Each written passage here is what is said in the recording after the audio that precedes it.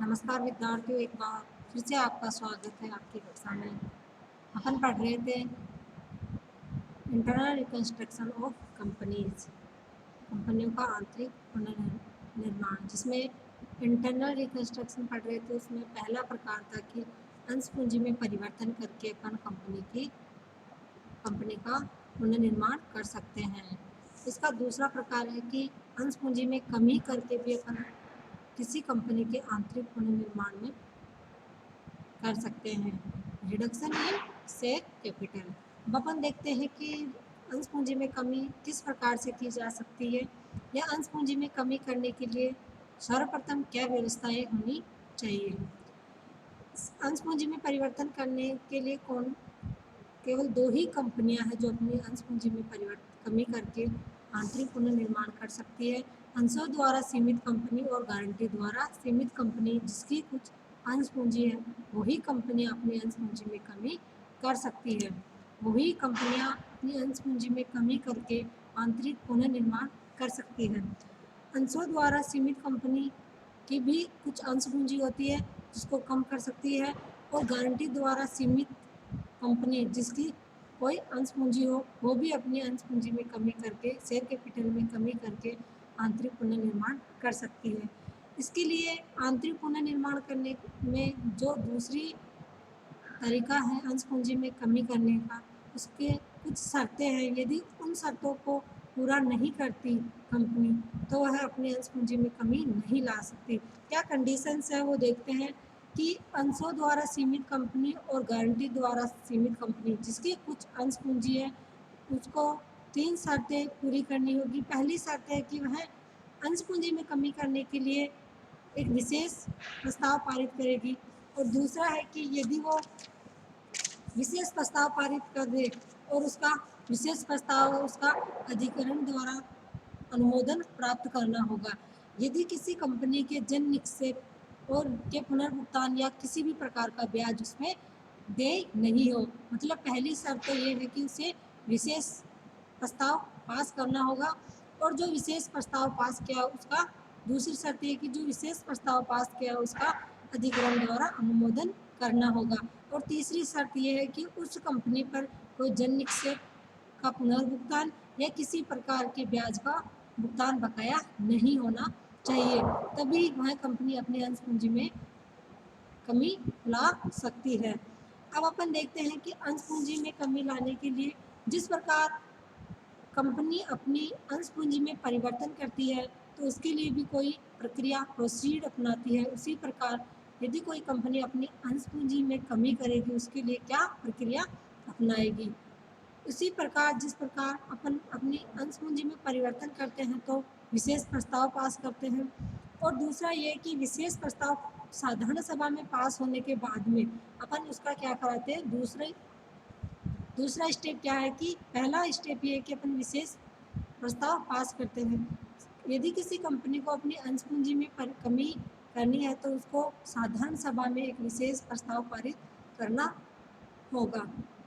फिर उसका दूसरा स्टेप है कि वह उस प्रस्ताव को अधिकरण का अनुमोदन भी उस प्रस्ताव पर अधिकरण का अनुमोदन भी होना चाहिए। तो उस प्रस्ताव का अधिकरण पर अनुमोदन करने के लिए क्या करेगी, वो उस प्रस्ताव को अधिकरण के सामने आवेदन करेगी। देखो कंपनी क्या करेगी, अपने अंश पूंजी में कमी लाने के लिए जो विशेष प्रस्ताव पास हुआ है उसको अधिकरण से अनुमोदन प्राप्त करने हेतु आवेदन करेगी। अब क्या होगा कि अधिकरण या ट्रिब्यूनल है जो उसके द्वारा जो देयताएं हैं वो सुनिश्चित करेगा कि इस पर किसी प्रकार की, इन अंशों पर किसी प्रकार की देयताएं, इस कंपनी पर किसी प्रकार की देयताएं तो बकाया नहीं है।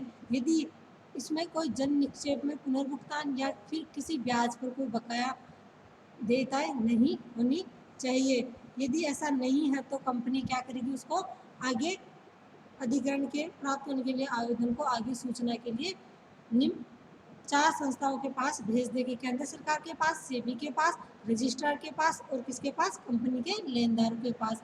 मतलब उस आवेदन को प्राप्त, उस प्रस्ताव को अधिकरण अपना पूर्ण सहमति से या अपनी संतुष्ट हो जाने के बाद में कि इस पर किसी प्रकार की कोई देयताएं नहीं है, तो वह उस प्रस्ताव को केंद्र सरकार और उसके बाद में सेबी और लेनदारों के पास और कंपनी की रजिस्ट्रार के पास भेज देगी। फिर इसके बाद में अधिकरण द्वारा अभिवेदनाओं पर विचार करना कि जो अधिकरण द्वारा जो आवेदन 4 संस्थाओं को भेजा गया उस पर कोई प्रतिवेदन आता है या प्रतिनिधित्वों का कोई वो आता है तो उस पर वो विचार करेगी।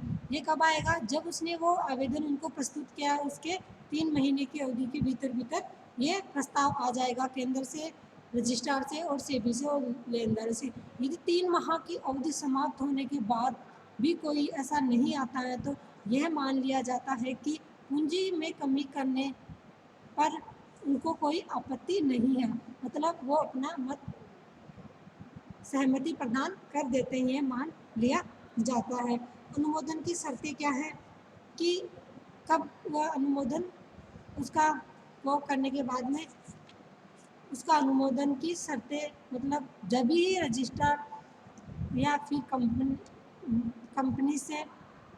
कंपनी को लेनदारों से या फिर केंद्र सरकार से या उन सभी से वो प्राप्त हो जाएंगे और फिर उसके बाद में यदि उस आवेदन पर तभी अनुमोदन स्वीकृत करेंगे जब वह इन शर्तों का पालन करती हो कंपनी कि कंपनी के प्रत्येक लेनदार के पास ऋण या दावे को संतुष्ट कर समाप्त कर दिया गया अथवा ऋण या दावे का निर्धारण कर दिया गया हो। यदि कंपनी पे कोई लेनदार का ऋण दावा है तो उसको या तो समाप्त कर दिया गया या फिर उसको फिक्स कर लिया गया हो। मतलब अधिकरण द्वारा यह इन बातों से सहमत हो जाना चाहिए कि कंपनी ने ये सब कर लिया है, कंपनी के प्रत्येक लेनदार के ऋण या दावे को सुरक्षित कर दिया हो। फिर है तीसरा, प्रत्येक लेनदार से पूंजी की कमी की सहमति प्राप्त हो गई हो। यह शर्तें पूरी होने के बाद में और इनके अलावा यह महत्वपूर्ण शर्तें हैं कि वो अपने अनुमोदन प्रस्ताव पर अपना अनुमोदन दे, इसके लिए ये शर्तें पूरी हो। इनके अलावा 3-4 अतिरिक्त शर्तें भी हैं, उनका भी पूरा होना आवश्यक है। जिसे पूंजी में कमी करने के लिए लेखांकन संबंधी जो उपचार कंपनी द्वारा सुझाया गया है वह उस अधिनियम के प्रावधानों के निर्धारित किए गए लेखा मानकों के अधीन या अनुरूप हो तथा कंपनी के ऑडिटरों ने जो ऊपर जो प्रणाली अपनाई जा रही है, मतलब जो कंपनी के लेखा मानकों के अनुरूप जो लेखे तैयार किए गए उनका अनुमोदन अंकेक्षकों द्वारा ऑडिटरों द्वारा इन्हें प्रमाण पत्र जारी कर दिया गया हो कि यह उन्हीं लेखा मानकों का प्रयोग कर रहे हैं जो निर्धारित किए गए हो। इन शर्तों को ध्यान, यदि यह शर्तें पूरी होती है तो अधिकरण उन पर उस प्रस्ताव पर अपना अनुमोदन दे देगा। अधिकरण द्वारा आदेश, जैसे अधिकरण इस बात से संतुष्ट है कि कंपनी द्वारा सभी शर्तें, मतलब सभी शर्तें पूरी कर ली गई और वो इस बात से संतुष्ट हो जाता है तो वह पूंजी में कमी लाने वाले संकल्प पर अपना अनुमोदन करने हेतु आदेश जारी कर सकता है। मतलब वह यदि संतुष्ट हो जाए और उसने सभी शर्तें देख ली और यदि वो सभी शर्तों को ये मानता है कि कंपनी द्वारा पूरा किया जाता है तो वह उस प्रस्ताव पर अपना अनुमोदन का आदेश दे सकता है। अनुमोदन के आदेश उन शर्तों के अधीन हो सकता है जिन्हें अधिकरण द्वारा लगाना उचित हो। मतलब ये भी हो सकता है कि यदि अधिकरण चाहे तो उसमें और भी शर्तें ऐड कर सकता है। आदेश का प्रकाशन, यदि उसने अनुमोदन कर दिया है अधिकरण ने तो उसका प्रकाशन भी करना है। अंश पूंजी में कमी के अनुमोदन के आदेश का प्रकाशन कंपनी द्वारा किया जाएगा। आदेश का प्रकाशन अधिकरण द्वारा निर्धारित रीति कोई भी मेथड निर्धारित कर दिया जाएगा, उसके अनुसार ही कंपनी द्वारा उसका प्रकाशन किया जाएगा कि कंपनी की पूंजी में कमी करने का जो अपने प्रस्ताव भेजा था उसका अधिकरण द्वारा अनुमोदन कर दिया गया है। आदेश या कार्यवृत्तांत की प्रति का रजिस्ट्रार को सुपुर्द करना, जो अधिकरण से अनुमोदन पर आदेश प्राप्त हुआ या जो मिनट्स तैयार किए उनको रजिस्ट्रार को भी देना होगा। ये कब देना होगा? जो आदेश आया उसकी 30 दिन की भीतर ये रजिस्ट्रार को सूचित करना होगा कि ये तो उसके मिनट्स है और ये उन्होंने ये आदेश दिया है। अधिकरण द्वारा अनुमोदित वृत्तांत में निम्न, मतलब जो मिनट्स होगी जो अधिकरण ने जो आदेश दिया है उसमें निम्नलिखित बातों का उल्लेख होगा। अंश पूंजी की राशि का अंशों की संख्या का जिनमें अंश पूंजी का विभाजन किया गया, प्रत्येक अंश की राशि का वह राशि जो पंजीयन की तिथि पर प्रत्येक अंश पर प्रदत्त हुई मानी जाएगी। मतलब जो कंपनी के रजिस्टर में जो पेड अप कैपिटल है शेयर्स की, अंशों की संख्या का कितने अंश है उनका और अंश पूंजी का कितनी अंश पूंजी है उसका विवरण होगा मिनट्स में, जो अधिग्रहण द्वारा जो मिनट्स जारी किए गए हैं उनमें। रजिस्ट्रार द्वारा पंजीयन प्रमाण पत्र का निर्गमन, फिर इसके बाद में रजिस्ट्रार क्या करेगा, ये पंजीयन का प्रमाण पत्र जारी कर देगा। अंशों के पुनः क्रय के प्रावधान लागू नहीं होंगे। इस पर कंपनी के अंश पूंजी में कमी पर कंपनी द्वारा ही अंशों के पुनः क्रय करने के संबंधी प्रावधान लागू नहीं होंगे। इसके लिए दंड भी दिया जाएगा यदि कंपनी की अंश पूंजी में कमी करें और अधिकरण से अनुमोदन के आदेश की प्रकाशन में या फिर किसी भी बात में यदि वो उनका पालन नहीं करते हैं तो कंपनी पर कम से कम 5 लाख और अधिकतम 25 लाख तक का जुर्माना हो सकता है। इस प्रकार अपन ने देखा कि कंपनी की अंश पूंजी में कमी लाने के लिए भी कुछ प्रोसीड अपनाई जाती है। उस प्रक्रिया के बारे में अपन ने पढ़ा। अब अपन ये मानते हैं कि अधिग्रहण के अनुमोदन की आवश्यकता जब अंश पूंजी में परिवर्तन करते हैं तब तो अधिग्रहण के अनुमोदन की आवश्यकता नहीं होती। उस समय भी अपन को अधिग्रहण के अनुमोदन की, जब अंश पूंजी में परिवर्तन करते हैं तब भी अधिग्रहण के अनुमोदन की आवश्यकता होती है। लेकिन उसके लिए क्या शर्त है कि यदि अंश पूंजी में परिवर्तन करने से अंशधारियों के मताधिकार के मतदान के अधिकार में यदि प्रतिशत परिवर्तन होता है या प्रतिशत जो परिवर्तन होता है तो उस प्रतिशत परिवर्तन यदि होता है तो तब अधिग्रहण के अनुमोदन की आवश्यकता होती है। यदि अंश पूंजी में परिवर्तन करने से अंशधारियों के मतदान के प्रतिशत पर यदि कोई प्रभाव नहीं पड़ता है तो अपन को अधिग्रहण के अनुमोदन की आवश्यकता नहीं होती है। यदि अधिग्रहण के अनुमोदन के लिए कोई अधिकरण नहीं बनाया रखा है तो केंद्र सरकार द्वारा अनुमोदन दिया जाता है। लेकिन यदि अंश पूंजी में कमी कर रहे हैं तो अंश पूंजी में कमी से अंशधारियों के मतदान पर तो फर्क पड़ेगा ही, मतलब उनका मतदान इफेक्ट होगा, उनके प्रतिशत में परिवर्तन आएगा तो अधिग्रहण के अनुमोदन की आवश्यकता कंपलसरी हो जाती है।